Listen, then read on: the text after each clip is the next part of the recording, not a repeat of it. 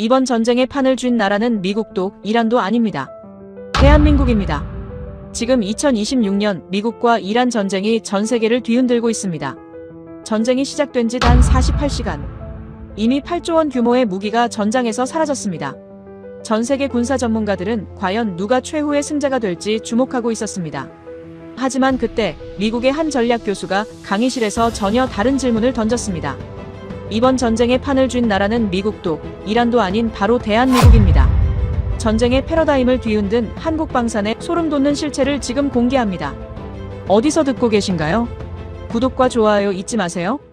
안녕하세요. 저는 마이클 앤더슨입니다. 전쟁이 시작된 지 48시간도 채 지나지 않은 그 새벽. 펜타곤이 보내온 소모 데이터 보고서를 열어보는 순간 저는 손가락이 굳는 느낌을 받았습니다. 8조 원이었습니다. 단 이틀 만에 전선에서 사라진 무기와 탄약의 가치가 8조 원이었고 그 숫자는 제가 20년 동안 강의실에서 써온 어떤 전쟁 시나리오보다도 훨씬 빠른 속도로 치솟고 있었죠. 드론은 분당 단위로 격추되고 있었고 순항미사일은 발사된 지 수십 분 만에 재고 경보가 울렸으며 155mm 포탄의 소비 속도는 미국 방위산업 전체의 월간 생산량을 단숨에 집어삼킬 기세였습니다.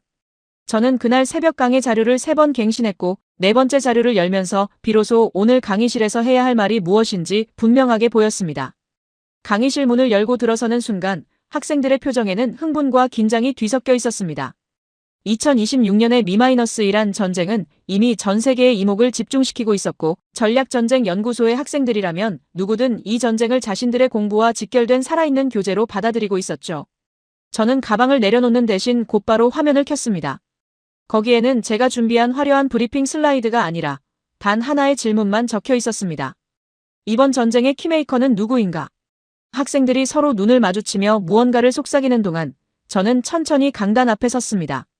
저는 먼저 우리가 지금 목격하고 있는 전쟁이 과거의 전쟁과 어떻게 다른지를 설명하기 시작했습니다. 냉전 이후 미국이 세상에 보여준 전쟁의 문법은 언제나 기술의 압도였습니다. 걸프전에서 미군이 선보인 정밀 유도 폭탄은 전 세계를 경악하게 만들었고 이라크 침공 초기의 충격과 공포작전은 기술 우위가 전쟁의 결말을 얼마나 빠르게 결정지을 수 있는지를 생생하게 증명했었죠. 더 빠른 전투기, 더 강한 미사일, 더 정밀한 유도 장치. 그것이 수십 년 동안 전쟁을 바라보는 지배적인 패러다임이었고 이 강의실에 앉은 학생들 역시 그 패러다임 속에서 군사 전략을 배워온 세대였습니다. 그러나 저는 화면을 바꿨습니다. 기술 스펙 비교표 대신 시간축 위에 그려진 소비 곡선이 나타났습니다. 우크라이나-러시아 전쟁 2년차의 포탄 소비량, 나토 전체의 연간 생산 가능량, 그리고 그 두 선 사이에서 벌어지는 간극. 숫자들은 냉정했습니다.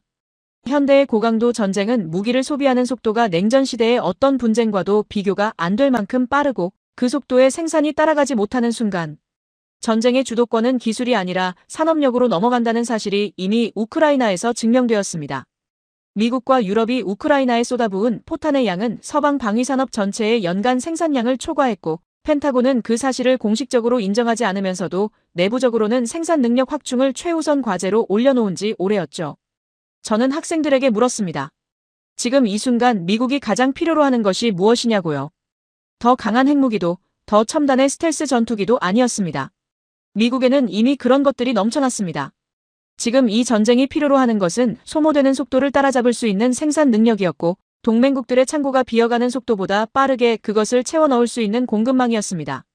저는 잠시 말을 멈추고 화면을 한 번 더 바꿨습니다. 전 세계 주요 방산국들의 생산 능력 비교표였습니다. 미국, 러시아, 중국, 독일, 프랑스, 그리고 한국.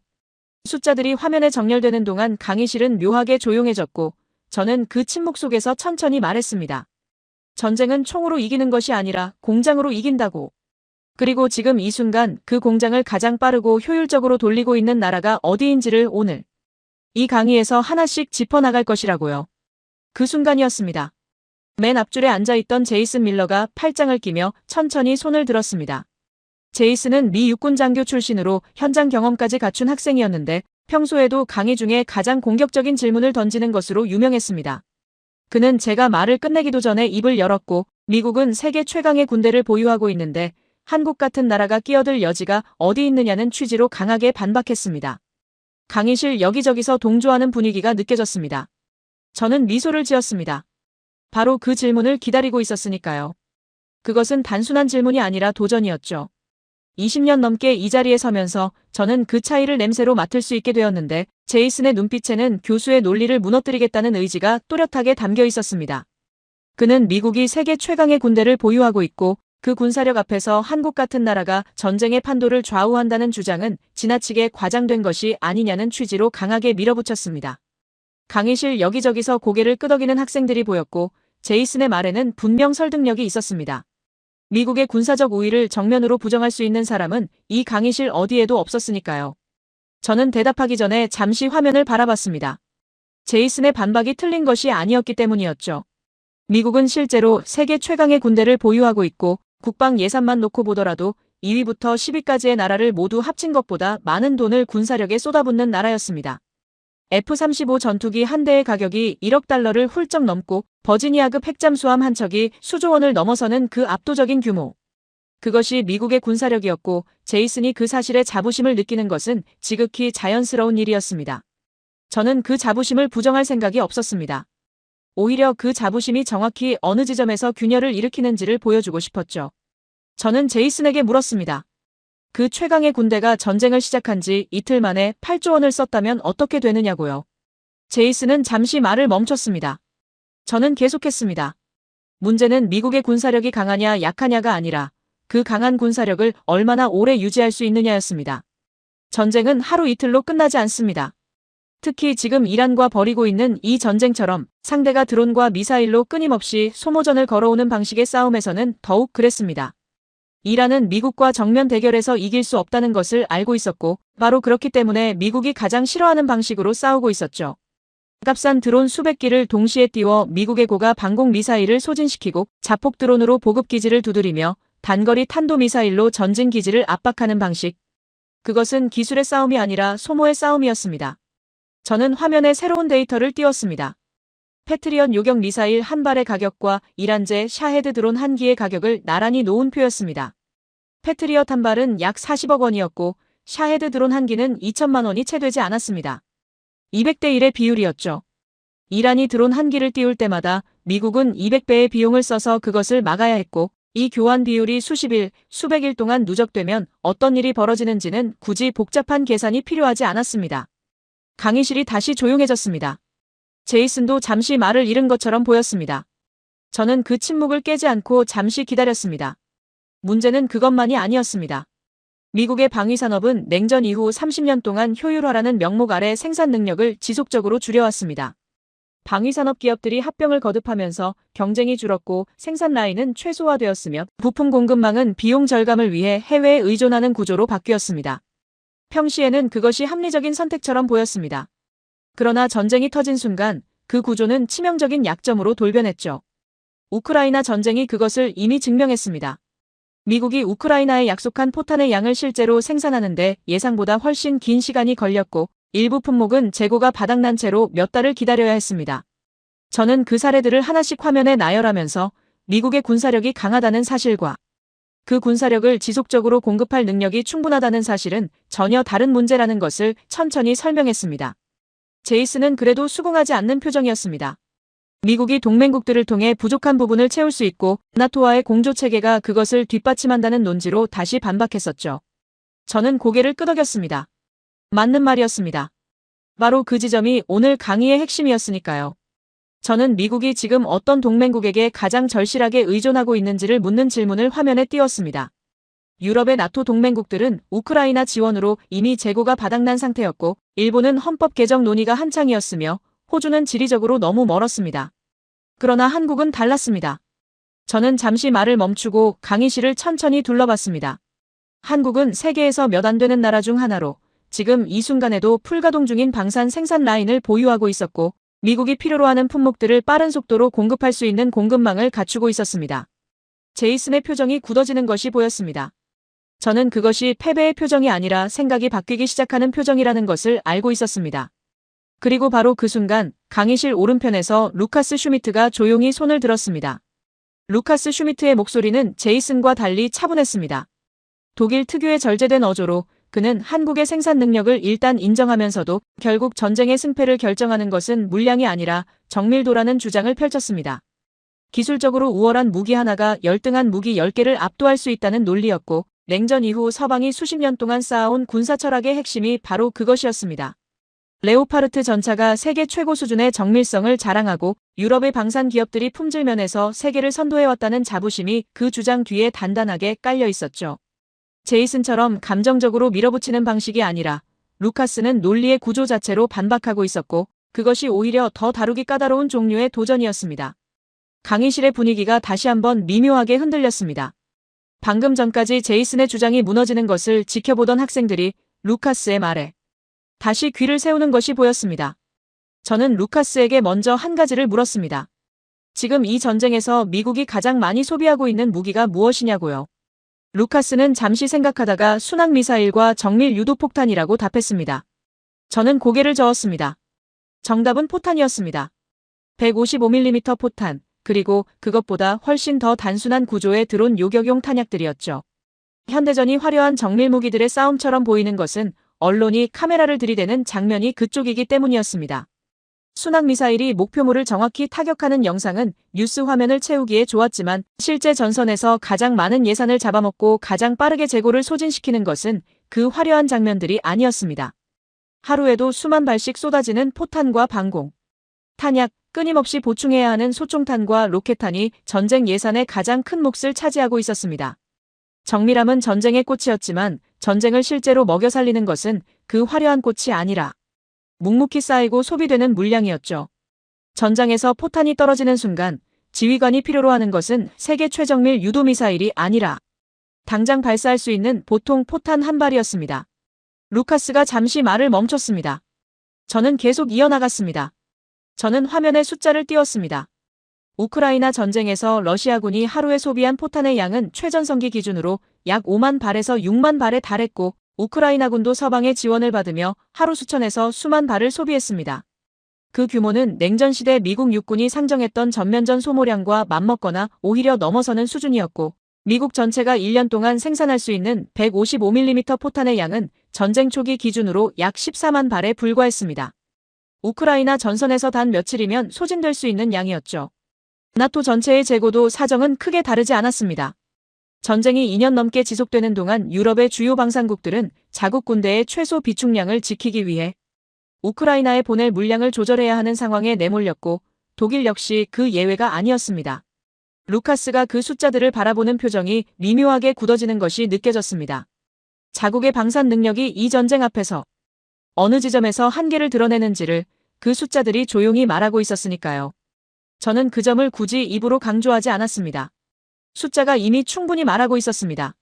재고 문제는 단순히 창고를 채우는 문제가 아니었습니다.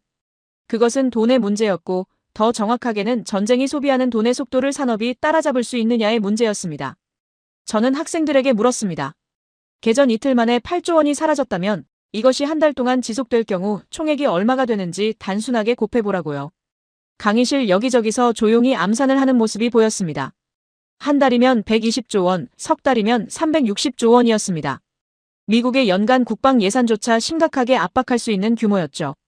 물론 전쟁 초기의 소모 속도가 내내 유지되지는 않겠지만 고강도 교전이 지속되는 한 재정적 압박은 결코 멈추지 않는다는 사실이 핵심이었습니다. 전쟁은 군사력의 싸움이기 이전의 경제력의 싸움이었고 그 경제력을 실물로 전환하는 속도가 승부를 결정짓는다는 것을 제2차 세계대전부터 한국전쟁, 베트남전, 그리고 우크라이나 전쟁까지 역사는 반복적으로 증명해왔습니다. 미국이 두 차례의 세계대전에서 최후의 승자가 될 수 있었던 가장 큰 이유도 군인의 용기가 아니라 디트로이트의 공장이었다는 사실을 저는 이 강의실에서 매 학기 반복해서 이야기합니다. 그리고 그 교훈이 2026년의 이 전쟁에서도 여전히 살아있었습니다. 저는 학생들에게 핵심 질문을 던졌습니다.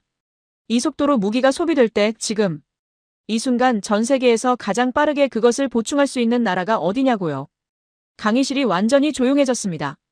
미국의 방위산업은 이미 수요를 감당하지 못하고 있다는 것을 방금 전 확인했고 러시아는 서방의 제재로 핵심 부품 조달에 심각한 차질을 빚고 있었으며 중국은 미국의 공급망에 들어올 수 있는 위치가 아니었습니다.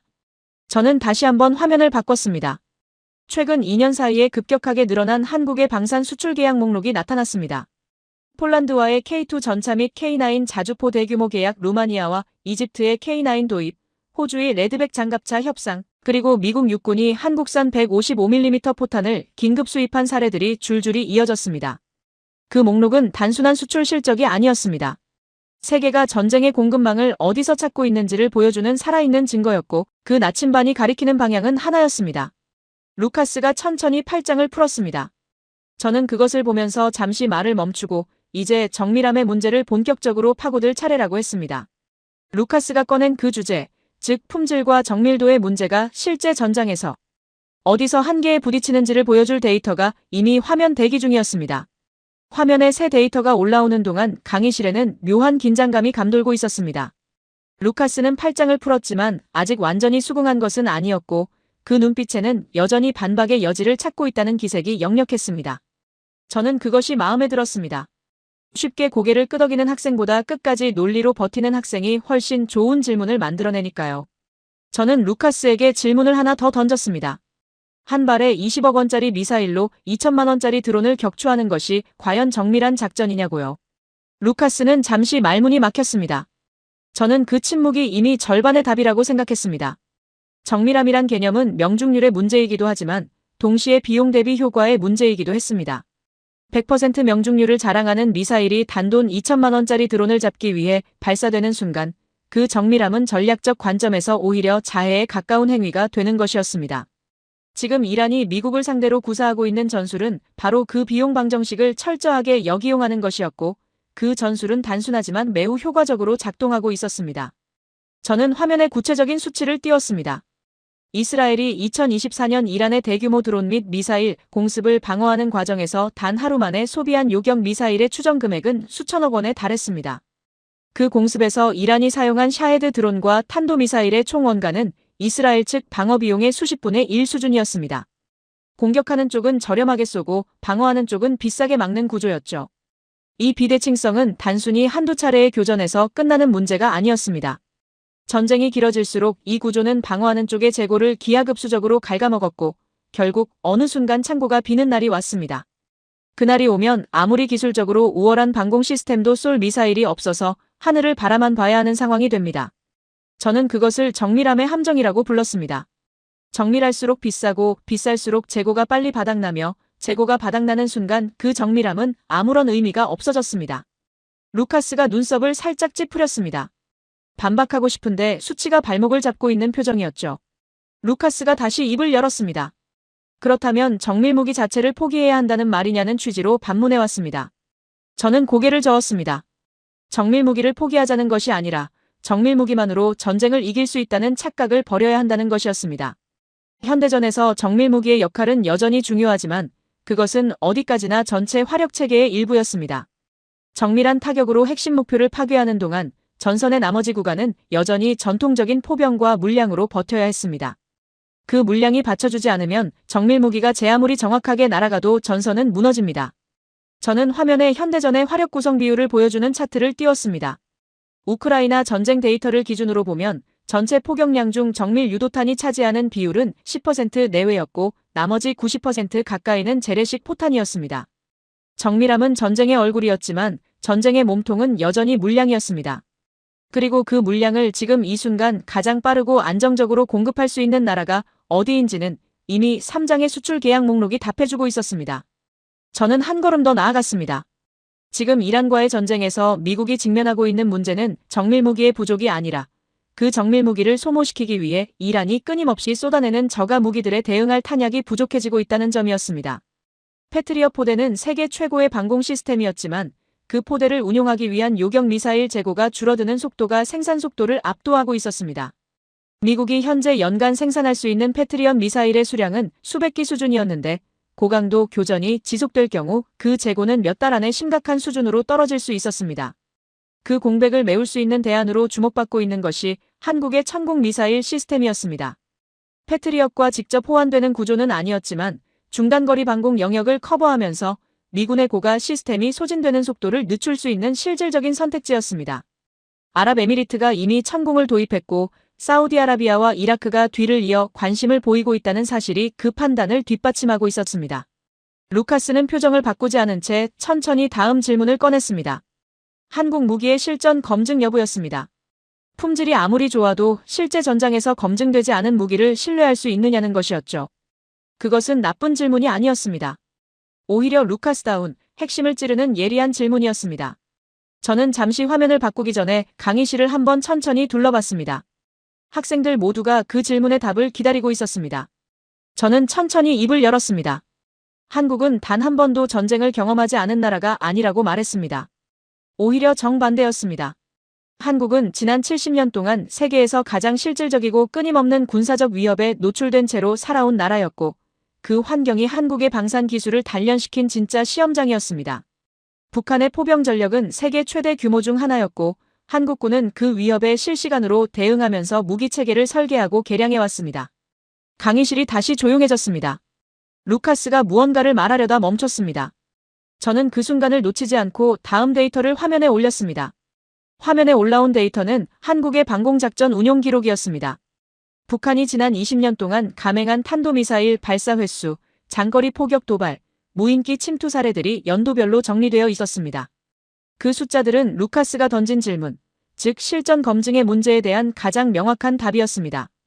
한국은 실험실에서 무기를 만들어 수출하는 나라가 아니었습니다. 실제로 수천 문의 장사정포가 겨누고 있는 환경 속에서 언제 날아올지 모르는 탄도미사일 위협 아래서 무기를 설계하고 운용하고 개량해온 나라였습니다. 그 환경이 독일의 시험장이나 미국의 훈련기지와 근본적으로 다른 점은 그것이 시뮬레이션이 아니라 현실이었다는 사실이었습니다. 루카스가 그 목록을 바라보는 동안 강의실은 조용했습니다. 저는 그 침묵을 깨지 않고 잠시 기다렸습니다. 바로 그때 강의실 왼편에서 조용히 앉아있던 리웨이가 입을 열었습니다. 중국 출신인 리웨이는 오늘 강의가 시작된 이후 단 한 번도 말을 꺼내지 않았습니다. 그는 언제나 다른 학생들이 충분히 논쟁을 벌이고 나서 그 논쟁의 틈새를 정확하게 찌르는 방식으로 발언했습니다. 냉정하고 계산적인 성격이었고 감정을 드러내는 법이 없었죠. 리웨이는 한국의 방공 경험을 인정하면서도 중국의 방공망이야말로 현재 세계에서 가장 촘촘하고 체계적인 구조를 갖추고 있다는 취지로 말했습니다. 중국은 러시아제 S-400 시스템을 도입하는 동시에 독자적인 HQ 시리즈 방공 미사일을 개발해왔고 그 규모와 밀도는 어떤 나라의 방공망과도 비교할 수 없는 수준이라는 논지였습니다. 리웨이의 목소리는 낮고 차분했지만 그 안에는 분명한 확신이 담겨 있었습니다. 강의실의 분위기가 다시 한번 미묘하게 흔들렸습니다. 저는 리웨이의 주장을 바로 반박하지 않았습니다. 그것이 사실이었기 때문이었죠. 중국의 방공망은 실제로 세계에서 가장 촘촘한 축에 속했습니다. 문제는 규모가 아니라 실전 경험이었습니다. 저는 화면을 바꿔 이란의 방공망 운용 실패 사례를 띄웠습니다. 이란은 러시아제 S-300 시스템을 포함해 상당한 수준의 방공 전력을 보유하고 있었습니다. 그러나 이스라엘의 공습 앞에서 그 방공망은 예상보다 훨씬 허약하게 뚫렸습니다.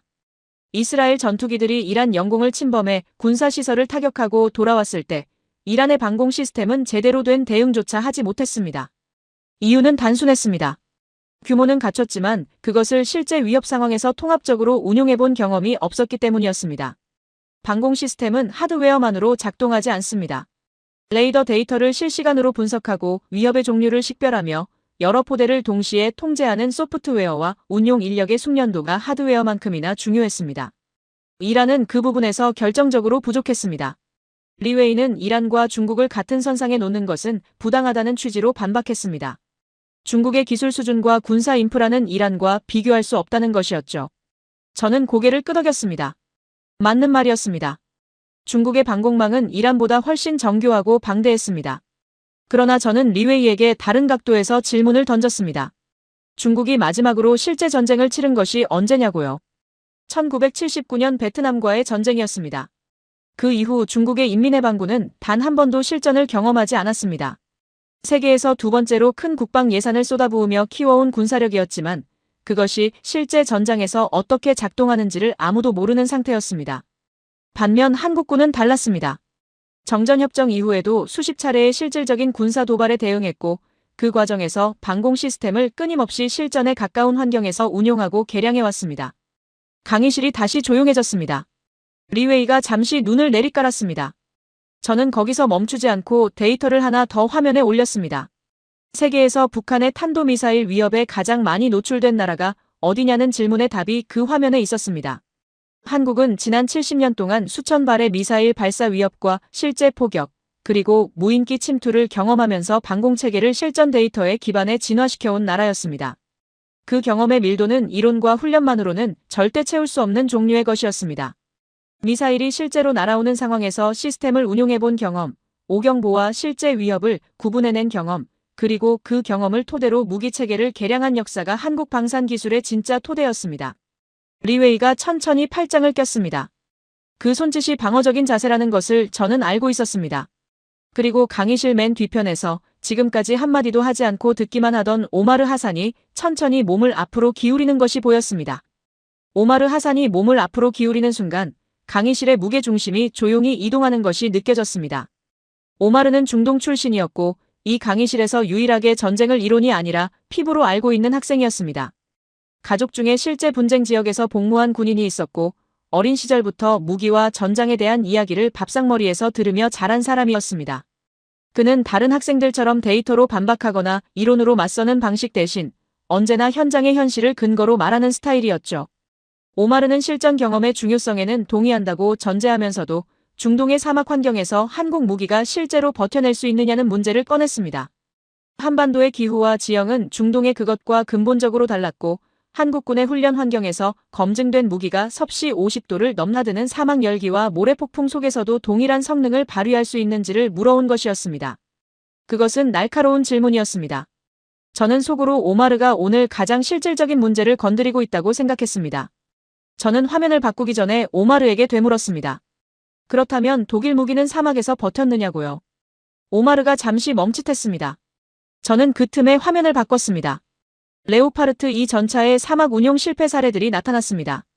사우디아라비아와 카타르가 레오파르트 2를 도입한 뒤 야전 환경에서 겪은 냉각 개통 문제, 모래 역과 장치의 한계, 그리고 고온 환경에서 전자장비의 오작동 사례들이 정리되어 있었습니다. 루카스의 표정이 굳어지는 것이 시야 한쪽에 걸렸지만 저는 그것을 모른 척했습니다. 문제는 독일 무기를 깎아내리는 것이 아니었습니다. 무기 체계는 그것이 설계된 환경에 최적화될 수밖에 없고 그 환경을 벗어났을 때 어떻게 대응하느냐가 실전 가치를 결정한다는 점을 보여주고 싶었던 것이었습니다. 냉전시대 유럽의 평원과 산림지대를 상정하고 설계된 무기가 중동의 사막에서 그대로 성능을 발휘하기를 기대하는 것은 처음부터 무리였습니다. 저는 오마르에게 한국 무기의 환경시험 기준을 설명했습니다. 한국군이 무기체계를 개발할 때 요구하는 운용온도 범위는 영하 32도에서 영상 49도까지였습니다. 혹한과 혹서를 동시에 커버해야 하는 조건이었죠. 여기에 산악 지형에서의 기동 능력, 습도, 90% 이상의 고습 환경에 대한 내구성, 그리고 해안 지역의 염분 부식에 대한 저항성까지 포함되어 있었습니다. 그 기준은 단순히 서류상의 수치가 아니었습니다. 한국의 지형과 기후가 워낙 다양했기 때문에 무기체계가 실제로 그 모든 환경에서 작동해야 했습니다. 한반도 북부의 개마고원은 겨울에 영하 30도 이하로 떨어지고 남해안과 제주도 인근은 여름철 고온다습한 환경이 이어졌습니다. 한국군의 무기는 그 양극단을 모두 견뎌야 했고 그 과정에서 자연스럽게 극한 환경에 대한 내구성이 설계 단계부터 체계에 녹아들었습니다. 오마르가 팔꿈치를 책상에 올리며 몸을 더 앞으로 당겼습니다. 관심이 생겼다는 신호였죠. 저는 한 걸음 더 나아가 K9 자주포의 사막 운용 사례를 화면에 올렸습니다.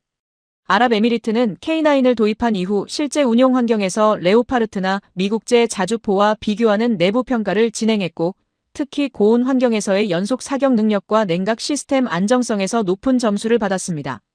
인도가 K9을 도입해 히말라야 고산지대에서 운용하기 시작한 것도 같은 맥락이었습니다. 영하 20도의 고산 환경에서도 냉시동이 가능하고 험준한 지형에서도 기동 성능이 유지된다는 것이 인도 측의 평가였죠. 혹한과 혹서, 산악과 사막을 동시에 소화할 수 있는 무기체계는 세계적으로도 드물었습니다. 한국 방산이 그 자리를 차지할 수 있었던 것은 우연이 아니었습니다. 수십 년에 걸쳐 극단적인 환경 조건을 모두 아우르는 설계 철학을 고집해온 결과였습니다. 오마르는 잠시 생각하는 표정을 지었습니다. 그는 폴란드와 노르웨이 같은 북방 국가들이 한국 무기를 선택한 이유는 이해하겠지만 중동 국가들이 한국 무기를 신뢰하기 시작한 것은 비교적 최근의 일이 아니냐고 물었습니다. 저는 고개를 끄덕였습니다. 맞는 말이었습니다. 그러나 그 변화가 바로 지금 이 강의에서 말하고 싶은 핵심이었습니다. 10년 전만 해도 한국 방산은 가성비 무기라는 꼬리표를 달고 다녔습니다. 저 역시 그렇게 생각한 적이 있었습니다. 그러나 우크라이나 전쟁 이후 세계의 시선이 바뀌었습니다. 가성비라는 단어가 더 이상 품질이 낮다는 의미가 아니라 같은 성능을 더 빠르고 더 저렴하게 공급한다는 의미로 재해석되기 시작했습니다. 그리고 그 재해석의 속도는 이번 Mi-1 전쟁이 시작되면서 더욱 빨라졌습니다. 오마르가 천천히 등받이에 기대며 팔짱을 꼈습니다. 그것은 거부의 자세가 아니라 생각을 정리하는 자세였습니다. 저는 그것을 보면서 다음 이야기로 넘어갈 준비를 했습니다. 공급망의 문제, 그 마지막 퍼즐이 남아 있었습니다. 공급망이라는 단어는 언뜻 지루하게 들립니다. 전쟁을 이야기할 때 사람들이 기대하는 것은 전략과 전술, 영웅과 배신, 그리고 역전의 드라마이지 물류와 납기와 재고 관리가 아니니까요. 그러나 저는 20년 동안 이 자리에 서면서 단 한 번도 그 생각이 바뀐 적이 없었습니다. 전쟁의 승패는 결국 공급망이 결정한다는 것, 그리고 그 진실을 가장 혹독하게 배운 나라들이 지금 한국의 문을 두드리고 있다는 것이었습니다. 저는 화면을 바꾸면서 학생들에게 한 가지 상황을 상상해보라고 했습니다. 지금 이 순간 미군 지휘관이 워싱턴에 긴급 보고를 올리는 장면이었습니다. 보고서의 내용은 단순했습니다. 전선에서 155mm 포탄 재고가 임계치 아래로 떨어졌고 국내 생산으로는 2주 안에 보충이 불가능하다는 것이었습니다. 그 상황에서 지휘관이 가장 먼저 전화를 거는 나라가 어디냐고 물었습니다. 강의실이 조용해졌습니다. 그 답을 이미 알고 있는 학생들의 눈빛이 보였습니다. 저는 화면에 한국방산의 생산 능력 데이터를 올렸습니다. 한국은 현재 연간 155mm 포탄을 수십만 발 수준으로 생산할 수 있는 능력을 보유하고 있었습니다. 우크라이나 전쟁이 터진 이후 미국의 요청으로 한국이 공급한 포탄의 양은 수십만 발에 달했고 그 납기는 다른 어떤 나라와도 비교할 수 없을 만큼 빨랐습니다. 폴란드에 계약된 K2 전차와 K9 자주포의 경우 계약 이후 첫 번째 납품까지의 시간이 서방의 경쟁 제품들보다 현저히 짧았습니다. 독일이 레오파르트 전차를 납품하는 데 수년이 걸리는 동안 한국은 같은 시간 안에 훨씬 많은 수량을 인도했습니다. 이것이 단순히 가격 경쟁력의 문제가 아니라는 것을 저는 강조했습니다. 전쟁 중에 무기를 주문하고 몇 년을 기다리는 나라는 없었습니다. 필요한 것은 지금 당장 빠른 납기였고 그 조건을 충족할 수 있는 나라가 한국이었습니다. 저는 학생들에게 한국방산 공급망의 구조적 특성을 설명했습니다. 한국의 방위산업은 냉전 종식 이후 생산 라인을 축소해온 미국이나 유럽과 달리 북한이라는 실질적인 위협이 상존하는 환경 속에서 생산 능력을 꾸준히 유지해왔습니다. 한화에어로스페이스, 현대로템, LI지넥스원 같은 방산 기업들은 정부의 안보 전략과 맞물려 생산 라인을 평시에도 상당 수준으로 가동하고 있었고 유사시 빠르게 증산 체계로 전환할 수 있는 구조를 갖추고 있었습니다. 부품 공급망도 마찬가지였습니다. 한국의 방산 부품 조달 체계는 국내 완결성이 높았습니다. 미국이나 유럽처럼 핵심 부품을 해외에서 조달하는 구조가 아니라 주요 부품의 상당 부분을 국내에서 자체 생산하는 방식이었죠. 이 구조는 국제 제재나 공급망 충격이 발생했을 때 외부 변수에 흔들리지 않는 안정성을 제공했습니다. 그것이 서방 국가들이 한국을 단순한 수출국이 아니라 전략적 공급 파트너로 바라보기 시작한 이유였습니다. 리웨이가 다시 입을 열었습니다. 중국도 세계 최대 규모의 방산 생산 능력을 보유하고 있는데 그 공급망 논리라면 중국이 더 유리하지 않느냐는 것이었습니다. 저는 그 질문을 기다리고 있었습니다. 중국의 방산 생산 능력이 규모면에서 압도적이라는 것은 사실이었습니다. 그러나 문제는 누가 그 공급망을 사용할 수 있느냐였습니다. 미국과 나토 동맹국들이 중국에서 무기와 탄약을 구매하는 시나리오는 현실적으로 존재하지 않았습니다. 정치적 이유뿐만 아니라 시스템 호환성과 기술 유출 문제, 그리고 중국이 분쟁 당사국이 될 경우의 공급 중단 리스크까지 고려하면 선택지에 올릴 수 없었습니다. 한국은 그 모든 조건에서 자유로웠습니다. 미국의 동맹국이었고 나토와 긴밀하게 협력하고 있었으며 무기 체계의 표준이 서방과 호환되는 방향으로 설계되어 있었습니다. 거기에 빠른 납기와 안정적인 공급 능력까지 더해지면서 한국은 서방의 전쟁 공급망에서 대체 불가능한 자리를 차지해가고 있었습니다. 저는 학생들에게 마지막으로 한 가지 숫자를 보여줬습니다. 지금 이 순간 펜타곤이 가장 두려워하는 시나리오가 무엇인지 아느냐고 물었습니다. 핵전쟁도 사이버 공격도 아니었습니다. 포탄 재고가 바닥나서 한국에 포탄 좀 빌려달라고 말해야 하는 상황이었습니다. 강의실 여기저기서 낮은 웃음소리가 나왔습니다. 그러나 그것은 웃어넘길 이야기가 아니었습니다. 실제로 미국은 우크라이나 전쟁 기간 동안 한국에 포탄 공급을 요청했고 한국은 그 요청에 응했습니다. 세계 최강 미국이 동맹국의 탄약 지원을 요청해야 하는 상황이 이미 현실이 되었습니다. 저는 화면을 끄고 강의실을 천천히 둘러봤습니다. 제이슨도 루카스도 리웨이도 오마르도 모두 조용했습니다. 저는 이제 마지막 이야기를 꺼낼 시간이 됐다고 생각했습니다. 이 모든 데이터가 가리키는 단 하나의 결론이 남아 있었습니다. 강의실이 완전히 조용해진 것은 그 순간이 처음이었습니다. 제이슨은 처음에 팔짱을 끼고 앉아있던 그 자세에서 어느새 몸을 앞으로 기울이고 있었고, 루카스는 노트에 뭔가를 적다 멈춘 채로 화면을 바라보고 있었습니다. 리웨이는 처음과 달리 표정에서 긴장이 느껴졌고, 오마르는 팔짱을 풀고 두 손을 책상 위에 내려놓은 상태였습니다. 저는 그 표정들을 하나씩 훑으면서 이 강의를 시작할 때 제가 원하던 장면이 바로 이것이었다는 생각을 했습니다. 확신이 흔들리기 시작한 사람들의 얼굴. 저는 화면을 완전히 끄고 강단 앞에 섰습니다. 이제 데이터는 필요 없었습니다. 남은 것은 그 데이터들이 가리키는 하나의 결론이었습니다. 저는 학생들에게 물었습니다. 미국이 한국을 필요로 하는 이유가 무엇이라고 생각하느냐고요. 제이슨이 천천히 입을 열었습니다. 그는 생산 능력이라고 답했습니다. 루카스는 납기라고 했습니다. 리웨이는 공급망의 안정성이라고 말했고, 오마르는 실전 경험에서 나온 신뢰성이라고 답했습니다. 저는 고개를 끄덕였습니다. 모두 맞았습니다. 그러나 그것들을 하나로 묶는 더 큰 이유가 있었습니다. 저는 천천히 말했습니다. 미국이 한국을 찾는 이유는 기술이 없어서가 아니라고요. 미국은 설계도를 만드는 나라였습니다. F-35의 설계도, 패트리엇의 설계도, 차세대 레이저 무기의 설계도를 그리는 나라가 미국이었습니다. 그러나 설계도는 전쟁터에서 아무것도 막지 못했습니다. 설계도를 현실로 만드는 공장이 필요했습니다. 빠르게, 많이, 안정적으로 찍어내는 공장. 그리고 그 공장이 바로 한국이었습니다. 강의실이 다시 한번 완전히 침묵했습니다. 저는 그 침묵 속에서 지난 20년 동안 제가 한국 방산을 바라봐온 시선의 변화를 스스로 돌아봤습니다. 처음에는 저도 그랬습니다. 한국 무기는 가성비 무기였고 선진국들의 기술을 모방해서 더 싸게 만드는 나라라는 인식이 제 머릿속에도 자리하고 있었습니다. 그 인식이 바뀐 것은 우크라이나 전쟁이 2년째로 접어들던 시점이었습니다. 미국과 유럽이 포탄 생산량을 늘리겠다고 공언하면서 실제로 얼마나 걸리는지를 확인했을 때, 그리고 그 공백을 한국이 메우고 있다는 사실이 숫자로 확인됐을 때 저는 제 인식이 틀렸다는 것을 인정해야 했습니다. 한국은 모방하는 나라가 아니었습니다. 세계가 전쟁을 치를 때 실제로 필요한 것을 가장 빠르게 만들어내는 나라였습니다. 그 차이는 결정적이었습니다. 저는 학생들에게 한 가지 사실을 더 이야기했습니다. 지금 이 강의실에서 우리가 논의해온 모든 내용, 생산 능력과 공급망과 실전 검증의 문제들은 사실 하나의 질문으로 수렴된다고 말했습니다. 전쟁에서 누가 마지막까지 버티느냐는 질문이었습니다. 기술이 아무리 앞서도 전략이 아무리 정교해도 버틸 탄약이 없으면 전쟁은 끝납니다.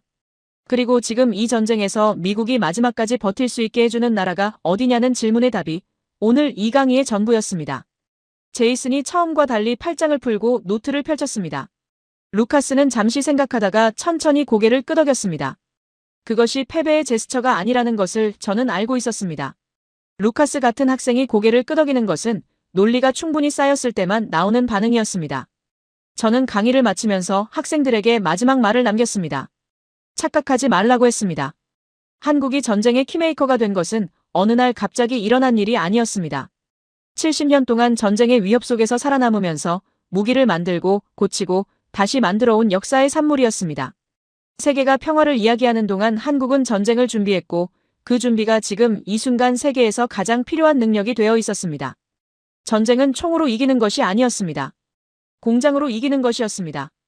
그리고 그 공장이 지금 가장 빠르게, 가장 안정적으로, 가장 믿을 수 있는 방식으로 돌아가고 있는 곳이 한국이었습니다. 저는 강단에서 내려오면서 학생들의 얼굴을 한 번 더 봤습니다. 강의가 끝난 뒤에도 아무도 자리를 뜨지 않고 있었습니다. 그것으로 충분했습니다.